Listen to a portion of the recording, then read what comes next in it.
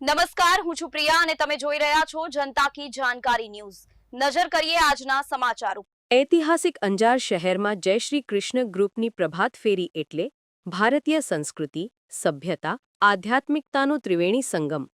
આજના આધુનિક યુગમાં પણ પરંપરાગત અને સાંસ્કૃતિક પ્રવૃત્તિથી સમાજનું ઘડતર થાય છે। પ્રભાત ફેરીનો અર્થ પરોઢિયે રામધૂન અને શ્રીકૃષ્ણ ધૂન, પ્રભુ ભજનથી લોકોને જગાડવાની રીત છે। આ ધૂન અને ભજન માત્ર ધાર્મિક પ્રવૃત્તિઓ નથી, પણ જીવનમાં મૂલ્યોનું મહત્વ દર્શાવતા આધ્યાત્મિક પદ છે। ધાર્મિક રૂપથી પ્રભાત ફેરીને પ્રાર્થના સાથે જોડવામાં આવે છે।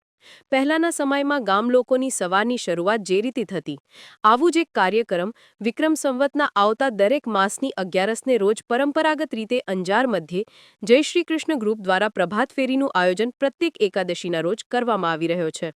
કારતક માસના વદ 11 ઉત્પત્તિ એકાદશીના રોજ પવિત્ર દિવસે અંજાર શહેરમાં પ્રભાત ફેરીનું આયોજન કરવામાં આવ્યું હતું।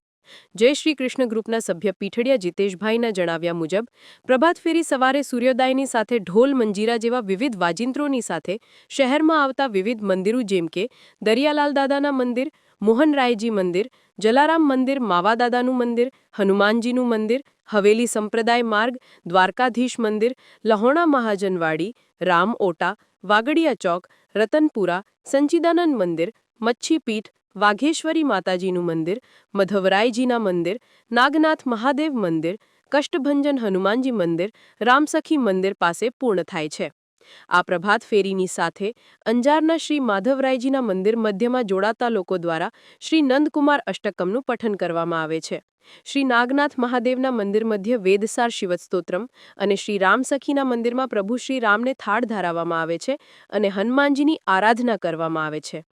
સાચા અર્થમાં સમજીએ તો જય શ્રી કૃષ્ણના પ્રભાત ફેરી એટલે ભારતીય સંસ્કૃતિ, ભગવાન પ્રત્યેની ભક્તિ, સભ્યતા, આધ્યાત્મિકતા, શ્રદ્ધાનું પંચામૃત સમાન છે। આ અવસરનો લાભ ભાઈઓ બહેનો, વૃદ્ધ ને બાળકો સાથે મળીને લે છે।